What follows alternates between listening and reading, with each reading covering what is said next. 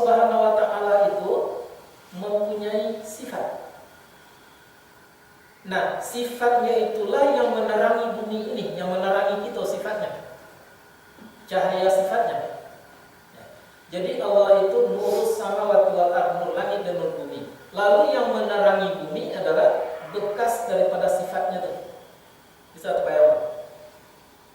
Allah tadi Maha Kuasa. Kan itu? Karena kuasanya Allah bisa menjadikan bumi. Jadi berarti akibat bekas daripada kekuasaan Allah terjadi matahari, maka matahari itulah yang menerangi bumi. Jadi bekas daripada sifat Allah itulah yang menerangi bumi. Kita lanjutkan. Yang menerangi hati manusia itu adalah sifatnya itu sendiri. Kalau tadi bekas daripada sifat. Kalau yang menerangi hati itu adalah sifatnya sendiri. Allah itu punya kasih sayang. Itu punya kasih sayang, sifat Allah itu.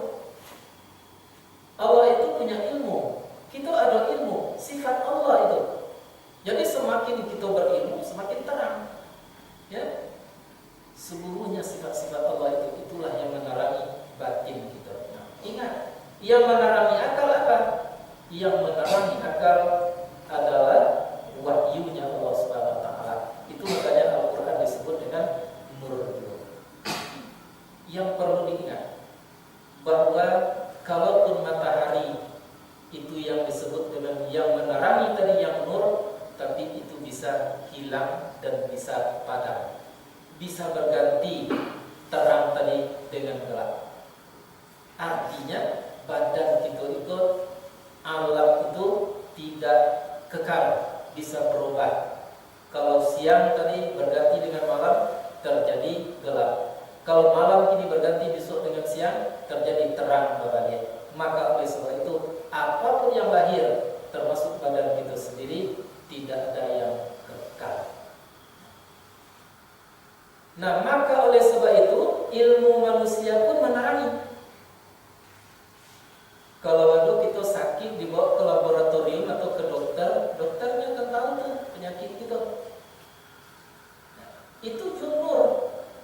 Karena tadi diterangi oleh ilmunya Allah Subhanahu wa taala. Maka pada waktu itu kita harus sadari bahwa apapun bentuknya penyakit yang ada di hati kita, di badan kita, itu tidaklah fatal akibat buruknya. Kegagalan daripada penyakit badan itu hanya kegagalan duniawi. Kegagalan akhirat belum tentu. Nah, seperti orang tunanetra, makanya itu imam-imam dulu, ya, para ulama-ulama itu ada yang buta itu matonya, ya, tetapi hanya keduniaannya yang terganggu, akhiratnya tidak. Bayangkan kalau matonya terang, ya, nampak, tetapi batinnya gelap, tidak ada kasih sayang, tidak ada takut, tidak secara benarnya di dalam dirinya tidak terang, itu bahayanya adalah sangat fatal sekali. Dunianya terganggu, akhiratnya apalagi. Oleh sebab itu perlu disadari, kalau masalah badan nomor 2, kalau masalah jiwa nomor 1. Maksudnya sangatlah peduli, pikir dan carilah apa kekurangan-kekurangan yang disebut dengan penyakit hati kita. Banyak modelnya seperti ria misalnya, itu penyakit hati. Kalau tidak ada ilmu yang menerangi itu, kita tidak akan tahu. Itu makanya banyak orang-orang ria, tetapi yang tidak tahu yang bahwa dia ria. Sombong misalnya, itu adalah penyakit hati. Karena tidak ada nur yang menerangi, maka dia tidak tahu berapa banyaknya orang sombong yang tidak tahu bahwa mereka itu adalah sombong.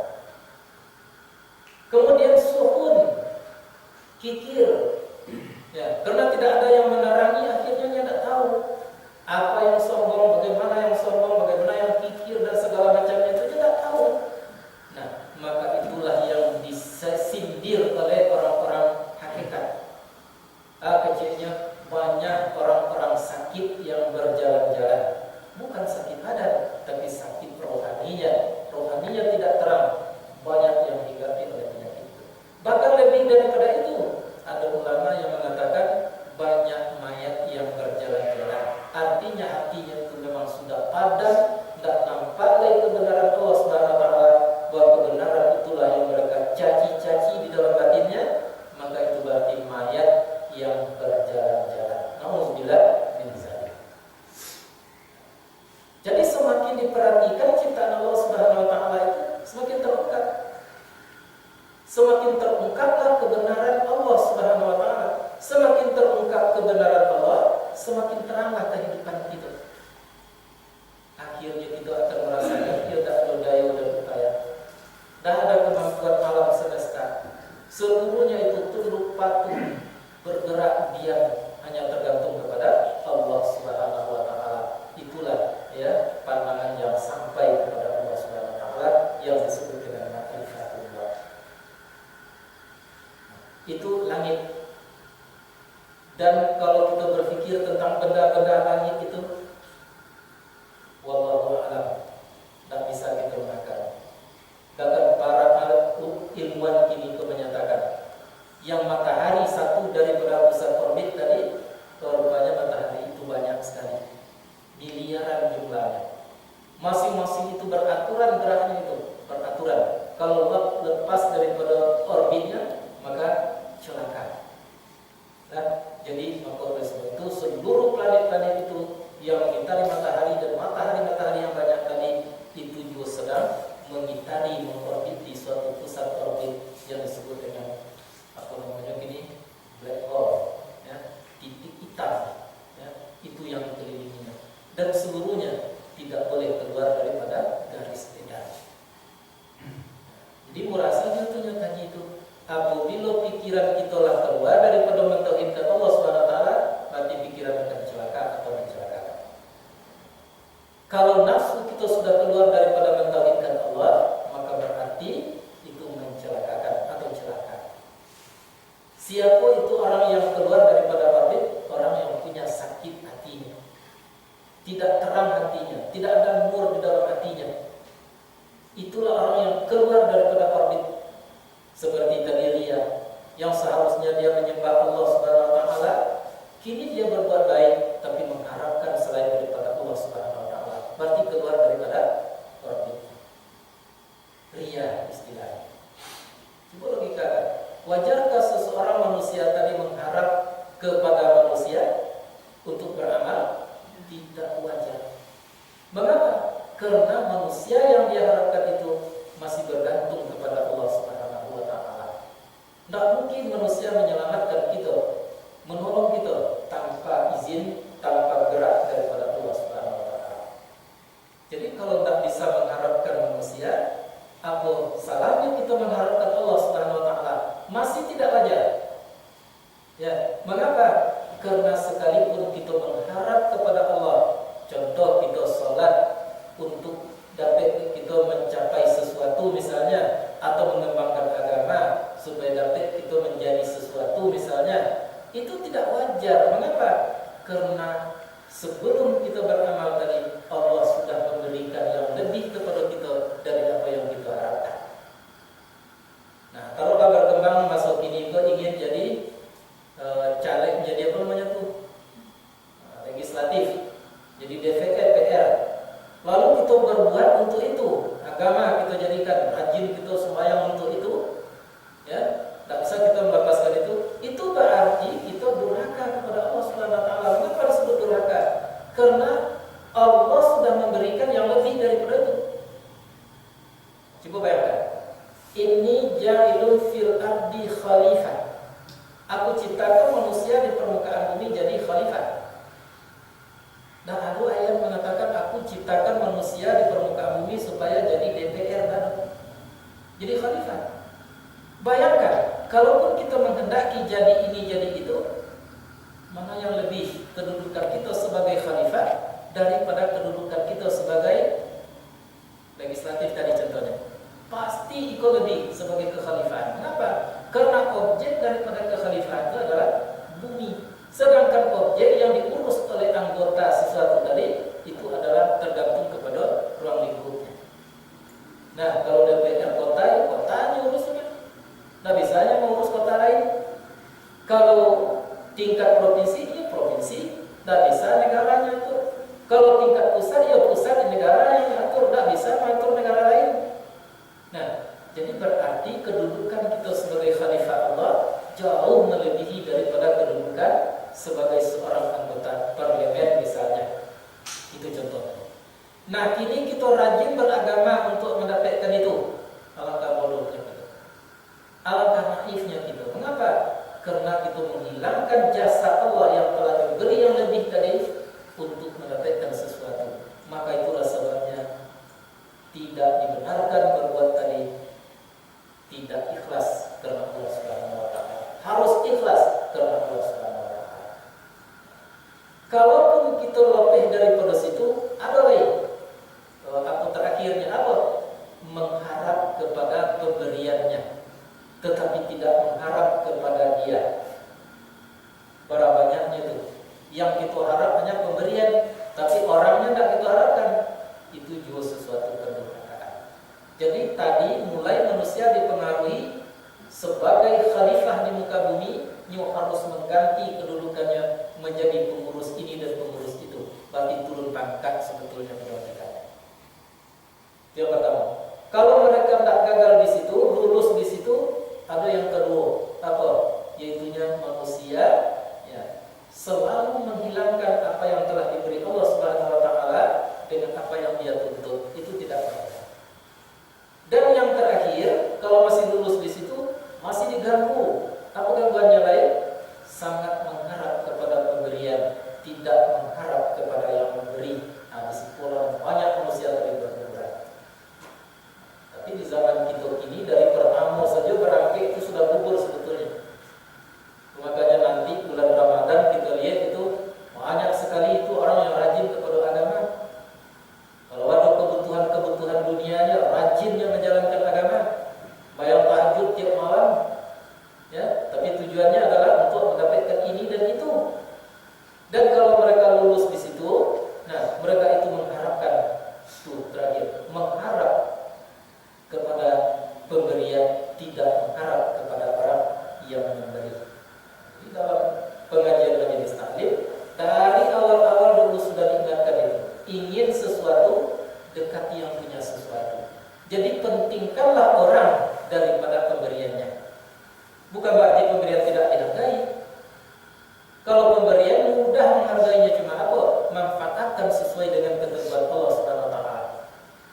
Nah, jadi orangnya. Nah, itu sebabnya di dalam kaji tasawuf itu bahagia itu hanya satu saja, tidak ada lebih daripada itu. Apa? Apabila ada penyatuan antara yang mencintai dengan yang dicintai, itulah bahagia.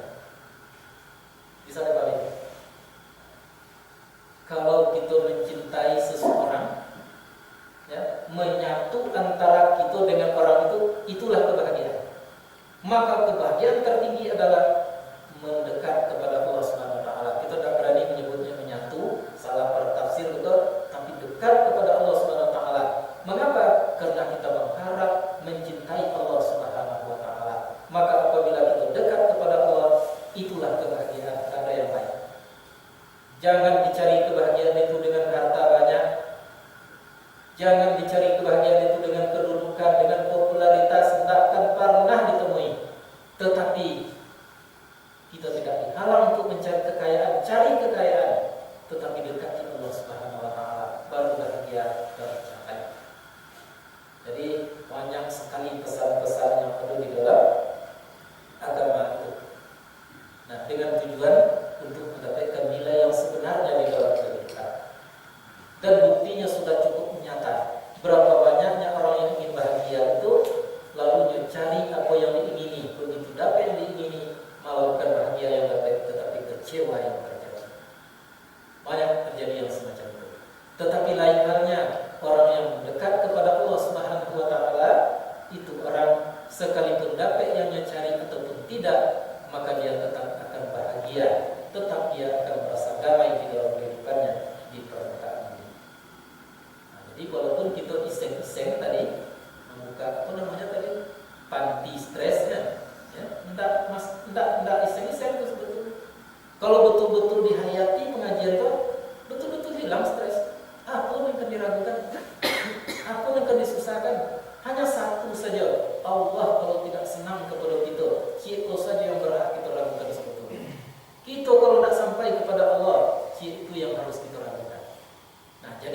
apapun yang menyangkut dengan badan kita, tidak ada yang menjanjikan neraka. Kok sakit, orang malaria masuk neraka, ada tuh. Demam berdarah masuk neraka, tak ada dalam hadis dalam Quran. Ya. Tapi kalau penyakit hati, orang ria masuk ke dalam neraka, orang sombong masuk ke dalam neraka. Bahkan diancam lebih daripada itu oleh Allah Subhanahu wa taala. Maka orang sombong dan takbur tidak akan masuk ke dalam surga kecuali kalau masuk unta ke dalam lubang jarum. Begitu taruhan Allah Subhanahu wa taala. Nah, jadi perhatikanlah langit. Tidak usah dulu kita pikir panjang-panjang tentang langit sampai kita melihat kekuasaan Allah. Akhirnya tertauhidkan Allah. Perhatikanlah bumi yang berada di sekeliling kita. Ya, tidak ada satu pun kita dan bisa tahu bumi bulat itu teori manusia. Bumi bulat itu memang kita akui itu kemampuan manusia menyelidikinya. Tapi yang kita sendiri, bisakah kita mengamati bahwa bumi itu memang bulat? Tidak bisa. Ya, tidak bisa. Secara keseluruhan tidak bisa. Itu menandakan bahwa ilmu tadi hanya sedikit sekali diberikan Allah kepada kita. Walaupun ada orang yang bisa membuktikan bulatnya bumi, ya, tetapi yang jelek tidak seluruhnya. Makanya di zaman canggih ini diperlihatkan oleh Allah Subhanahu wa taala. Konon di dalam berita itu kemajuan dunia itu apa namanya tuh yang di Yatewatan itu memantau kehidupan manusia. Ya, satelit. Banyak itu satelit-satelit yang beredar di sekeliling bumi gitu. Konon kabarnya bisanya mendeteksi mata seseorang kalau lagi ada mata, kalau naik di lensa apanya tadi, pantauannya tadi, bisanya menentukan itu. Begitu kecanggihan manusia. Tapi kalau Allah berbuat lain, tidak bisa. Kapal terbang tetangga jatuh kapal terbang tercanggih itu, kapal terbang Malaysia, 329 orang jatuh itu. Sampai kini kabarnya tidak ada satupun ya yang bisa untuk mendeteksi di mana letaknya. Cuma agak-agak saja baru tidak. Begitu kemampuan manusia tadi kalau dihambat oleh Allah Subhanahu wa taala. Maka oleh sebab itu jelas Allah lah yang berkuasa, bukan manusia. Sekalipun canggih kehidupannya manusia itu. Tetapi manusia karena keluar daripada orbit tadi, daripada mentauhidkan Allah Subhanahu wa taala, maka mereka itu berpikir yang bukan-bukan. Ya, seperti banyak itu negara-negara maju berpikir bagaimana supaya dapat menguasai negara orang lain. Dan nanti bagaimana kalau bumi ku hancur nanti, nyu bisa pindah daripada bumi, nyu carilah di bulan tempat bermustaltin, tempat tinggal. Sudah bisa. Jadi semakin dilihat, semakin diperhatikan langit, bumi itu adalah akan merupakan suatu bukti tentang Allah Subhanahu wa taala. Nah, waqtilafil laili wan nahar, dan bergantinya malam dan siang. Sebenarnya malam itu tidak ada, siang itu tidak ada. Kebetulan adanya malam dikarenakan kita di kulit bumi. Di saat kita membelakangi matahari, malam namanya. Di saat kita menghadap ke matahari, siang namanya. Tapi coba kalau manusia tadi berada di luar bumi, tidak ada malam dan siang. Jadi sesungguhnya malam dan siang itu adalah merupakan bukti tentang Allah Subhanahu wa taala. Di waqtilafil laili wan nahar. Mengapa terjadi malam? Karena adanya peredaran tadi. Mengapa terjadi siang? Karena adanya tadi orbit. Kalau ikut tak ada lagi, maka malam tak ada lagi. Siang terus-menerus. Atau malam terus-menerus. Kalau berontilah bumi ku mengitari matahari, mengitari bulan, segala macamnya tadi, di garis tegarnya tadi berhenti, tak ada lagi. Kita malam, kini kok malam terus-menerus. Sinten siang terus menerus. Jadi sesungguhnya malam dan siang itu pada hakikatnya tidak ada. Cuma adanya siang dan malam bagi kita yang tinggal di permukaan bumi. Di waktu membelakang matahari terjadi malam, di waktu menghadap kepada matahari terjadi siang. Apa itu? Begitulah Allah Subhanahu wa taala mengatur ciptaannya. Bayangkan kalau tidak ada tadi malam saja terus menerus, bahaya tuh. Akan terjadi ya, suhu akan menjadi dingin, jadi kulkas bumi itu. Atau kalau siang terus menerus, tidak lama-lama doh, jadi setrika semuanya, amui semuanya. Nah, kebalikan daripada dingin tadi. Tapi diatur oleh Allah Subhanahu wa taala. Malam berganti dengan siang, siang berganti dengan malam, sehingga manusia di permukaan bumi bisa meneruskan atau melangsungkan kehidupannya. Apa yang tampak di situ? Begitulah kekuasaan, begitulah ilmu, begitulah kemampuan Allah Subhanahu wa taala. Jadi tidak ada Allah tadi berniat jahat kepada makhluk yang Dia ciptakan. Baik keinginannya, tapi manusia itulah yang menyimpang daripada orbit, dari aturan yang diaturkan oleh Allah Subhanahu wa taala daripada tauhid tadi. Itu makanya kalimat la ilaha illallah itu disebut dengan kalimat tauhid. Tidak ada Tuhan kecuali Allah. Tidak ada tempat bergantung kecuali Allah. Tidak ada tempat berharap kecuali hanya kepada Allah Subhanahu wa taala. Jadi konten jadinya arti la ilaha illallah. Tidak ada yang disembah kecuali Allah. Tidak ada yang dimaksud kecuali Allah. Tidak ada yang dituntut kecuali Allah. Tidak ada yang ada kecuali Allah Subhanahu wa taala. La maqsudun illallah, la ma'budun illallah, la matlubun illallah, la mawjudun illallah. Jadi Allah semestanya. Jadi tinggal kita memperhatikan. Dan kemudian siang itu adalah tempat kita berbuat, waktu untuk kita mencari, waktu bagi kita untuk melangsungkan kehidupan. Malam itu adalah untuk istirahat. Nabi mengatakan, bahkan Quran menyebutkan seperti itu. Malam untuk istirahat, siang untuk maisha, untuk meneruskan kehidupan. Ayat itu atau hadis itulah yang dipakai oleh orang-orang yang tadinya menyelewengkan arti ayat. Katakan oleh Tuhan malam itu untuk istirahat, sampai-sampai dia mengajinya tak lama. Sebabnya prediksikan, konotasikan istirahat itu adalah santai-santai. Ya. Padahal istirahat itu artinya adalah mengistirahatkan seluruh aktivitas kita. Dengan apa kita bisa istirahat? Itunya dengan mentauhidkan Allah Subhanahu wa taala. Coba kalau kita tidak bertauhid, tidak ada istirahat. Ya, dulu kan ada tuh istilahnya kolak kado. Lalu tidak berhasil kolak kado, tak bisa istirahat itu. Macet lain juga. Ya, bahkan menyangkali deh. Tak senang. Tak istirahat. Tapi bagi orang yang bertauhid, dia kan istirahat. Apa artinya? Inna lillahi wa inna ilaihi raji'un. Datang daripada Allah, kembali kepada Allah Subhanahu wa taala. Terjadi kedamaian dalam dirinya. Jadi istirahat itu hanya dengan mempertebal keyakinan tentang Allah Subhanahu wa taala. Di pengajian misalnya kita dapatkan itu. Ya, atau hasil daripada pengajian yang akan mengantarkan seseorang kepada tauhid itu.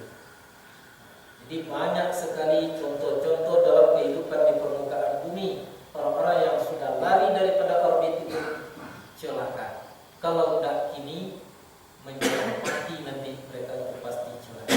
Di dalam kubur celaka dan lain sebagainya. Ya tidak mencelaka. Nah, jadi nampaklah di situ bahwa usaha yang harus diutamakan adalah mencapai tauhid dengan memikirkan ayat-ayat Allah Subhanahu wa taala. Nah, dengan tauhid itulah kita akan bisanya mengobati segala yang tadi. Terasalah di dalam batin, tidak ada perlunya kita ria lain. Tidak ada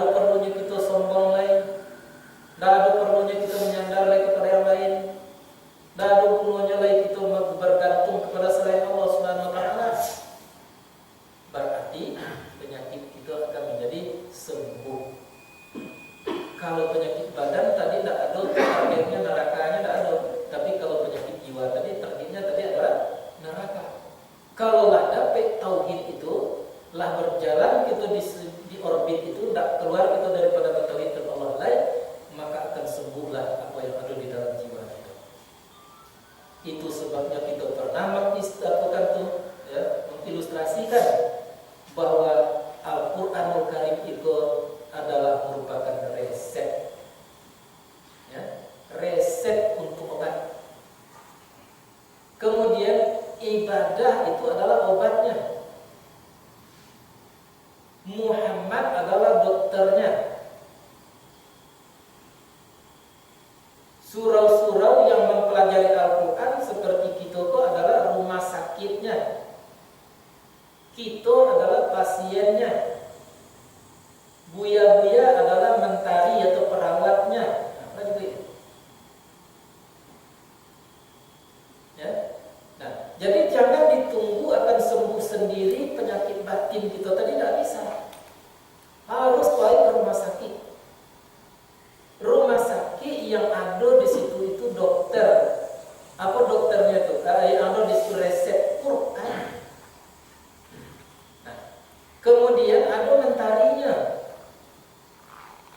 Guru ngaji, buya-buya.